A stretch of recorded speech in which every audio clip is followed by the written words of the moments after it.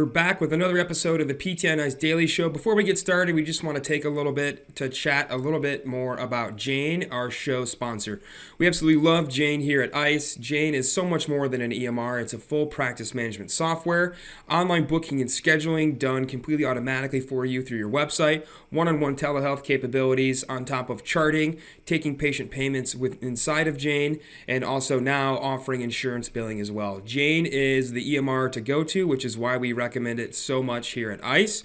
If you want to give Jane a try, go to jane.app/physicaltherapy and use our promo code ICEPT1MO. That's ICEPT1MO to try Jane out for a 1-month grace period. We promise you won't be disappointed. Give Jane a try. Learn more at jane.app/physicaltherapy and use our promo code ICEPT1MO to learn more. All right. We are live. Good morning, everyone. Welcome to the PT on Ice Daily Show. My name is Dr. Alexis Morgan, and I am one of 2 lead faculty with clinical management of the fitness athlete, pregnancy, and postpartum. Good morning. We've got a couple of announcements to make before we jump into our topic this morning. Number 1, our online cohort, our next cohort anyway, starts on February 28th. And we would love to have you join our 8-week course. Everyone often asks, should we join the online or should we join the live course? Well, we've got live course coming up as well. Many dates are already booked this year. Our Nashville one is sold out. So the next one that you can join is in Greenville, South Carolina. And that is in March 26th and 27th. So if you can't get to a spot, a live course that's close to you, or you can't get to it, join our online course. That way you can go ahead and get started on understanding this material and getting familiar with this population.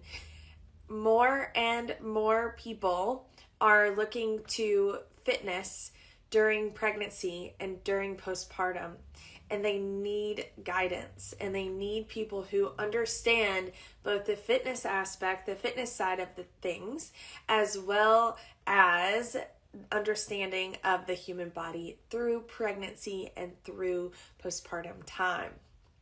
So jump into either of those, all of those. We are really, really excited for 2022 to see you on the road and online. So let's jump into our topic today. Return to impact. What if we didn't wait? So what do I mean whenever I say impact exercise?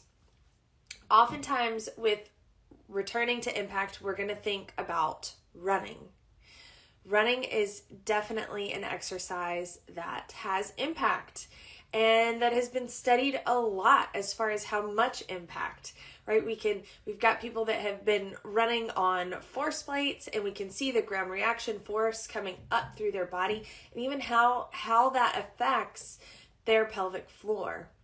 We understand that impact exercises can cause pelvic floor dysfunction, or rather it can highlight it. What else is involved in impact? For the fitness athlete, we're going to see jumping, specifically onto box jumps, onto a box, or with a rope. So with single unders or even double unders. So those are the main jumping impact exercises for fitness athletes. Granted, there are plenty more when we start getting into boot camp style classes. We've got jumping jacks, we've got hops, we've got tons of things. And really what we're going to talk about today encompasses all of this. So it encompasses returning to any of these impact exercises. So we lack sufficient evidence for any kind of return to box jumps or return to jumping rope. So what we often do as clinicians is we turn to what we've got. What do we have in this space? We have some return to running guidance. And we can kind of extrapolate some of what we see in this guidance for return to running into our return to jumping. The problem is that the current guideline is mostly expert opinion at this point. A beautiful guide was posted back in 2019 by Tom Goom, Grianne Donnelly, and Emma Brockwell. And they made a really nice guide that if you want access to, I can send it to you. However, they say in the blog post that it was associated with, that it was really officially launched to the public for 3 reasons. One, just to educate people. There's a lot of good information in there about REDS, about exercising with breastfeeding. Like, there's so many good things in there that the public needs to know about. So let's educate them. That was number 1. Number 2, the reason why they launched that was to inspire more research. Knowing that this was not a research paper, but knowing that they could gather from a lot of experts in the field, they could gather opinions and put it together, they realized that by putting something out there meant that more people would start to research this, to start to see, I wonder if that makes sense. I wonder if that's what we should do. Let's do some research to see. And so number 3, the reason why they put that together was to get us all aligned and to get us on the same page. And I think they did a really nice job of that. And actually, often I feel like kind of what we do in our profession is we take something, we run with it. Now it is black and white, and this is what we do. And one of those things in this study was, or in this guide rather, was that we should have athletes wait 3 months postpartum before they start to do any running. Now, what I loved about the guide is that they gave things to do on weeks 1 and 2, weeks 3 and 4, weeks 5 and 6, and so on. But all of that was low impact. So strength building, abdominal work, pelvic floor work, walking with the stroller, like all of those things in that first 12 weeks. Then once they hit that time threshold of 12 weeks or 3 months, then they can consider to doing something like a couch to 5K plan, for instance.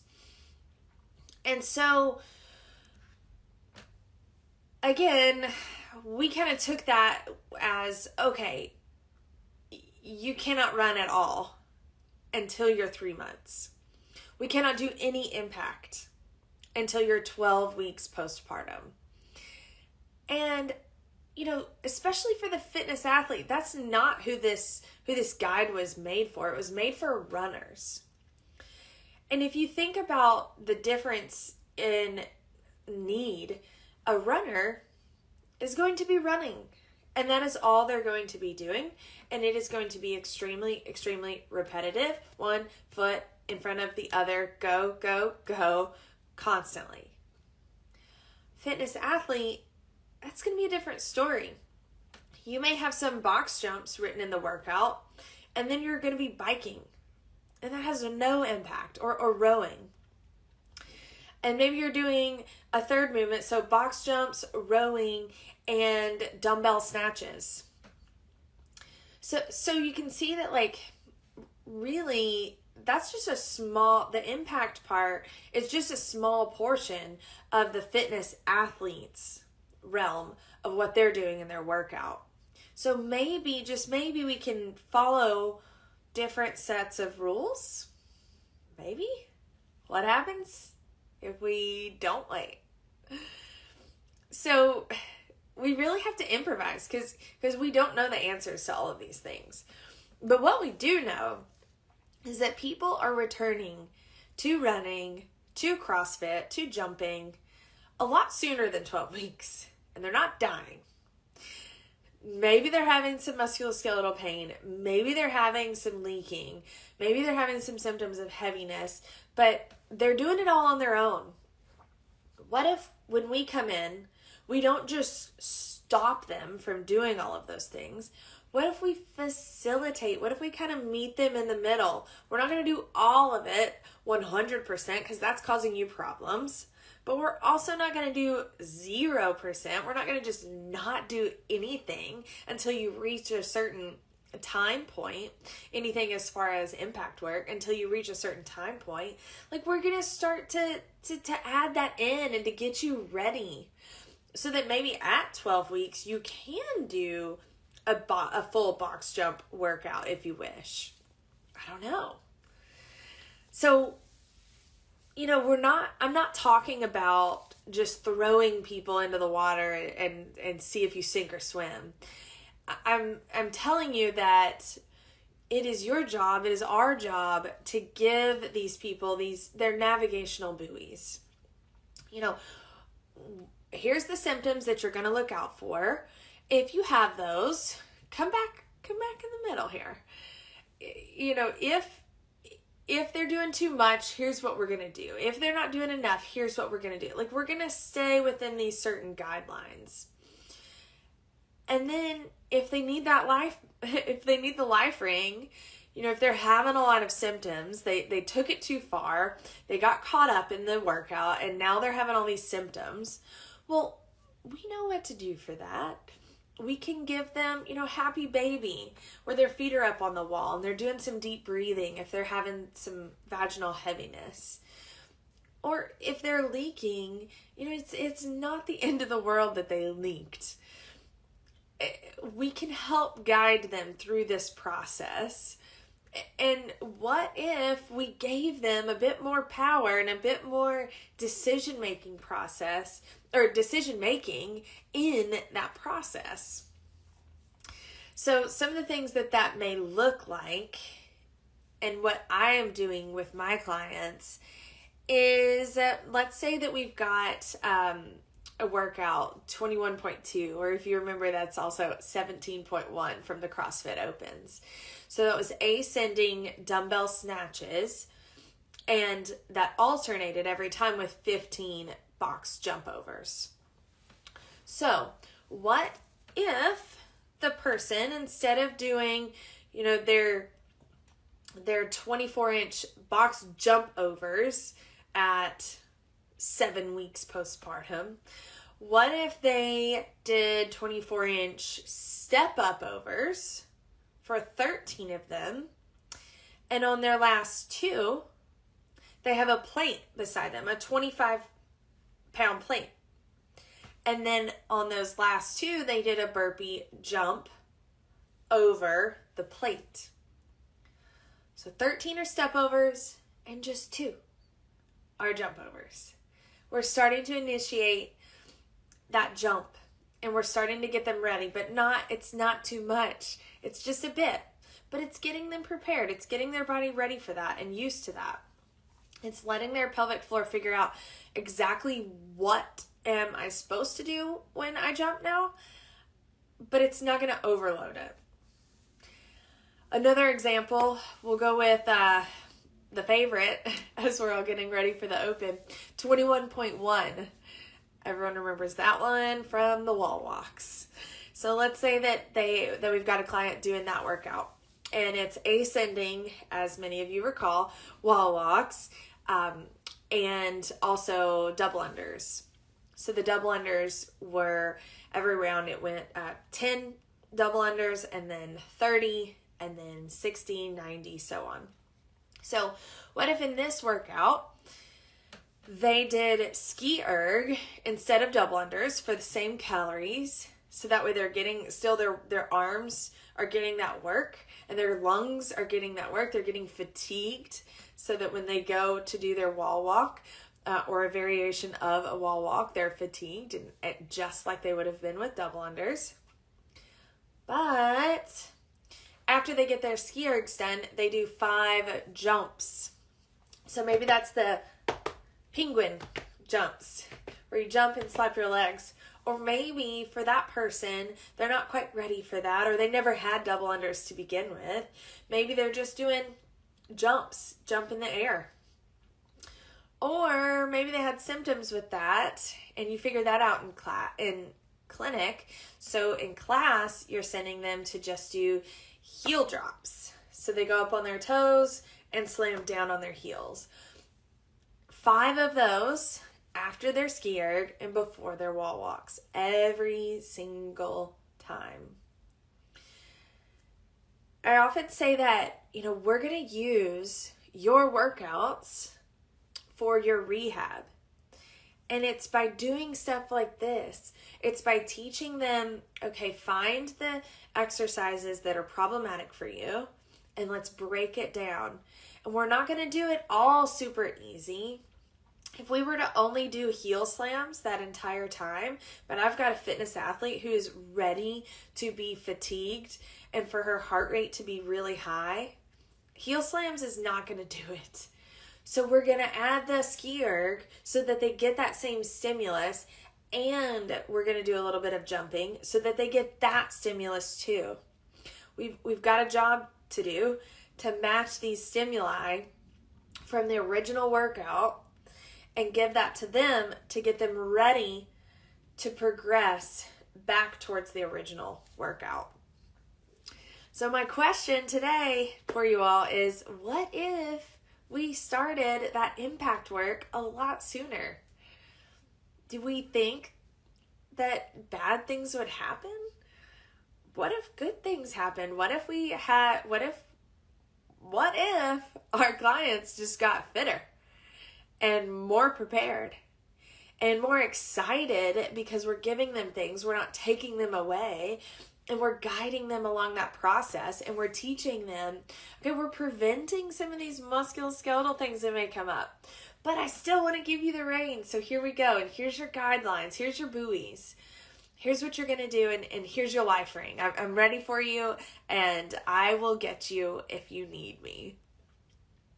Get out there and push your clients today. Have fun with it. Let me know what you think. I'm really curious. I know we're pushing the guidelines here, but that's kind of what we do. So I'd love to hear your thoughts on this. And if you're already doing it, tell me. Let's talk about it. Have a happy Monday. Have a great week. And we'll catch you next time. Hey, thanks for tuning in to the PT on Ice Daily Show. If you enjoyed this content, head on over to iTunes and leave us a review. And be sure to check us out on Facebook and Instagram at the Institute of Clinical Excellence. If you're interested in getting plugged into more ICE content on a weekly basis while earning CEUs from home, check out our virtual ICE online mentorship program at ptonice.com. While you're there, sign up for our Hump Day Hustling newsletter for a free email every Wednesday morning with our top 5 research articles and social media posts that we think are worth reading. Head over to ptonice.com and scroll to the bottom of the page to sign up.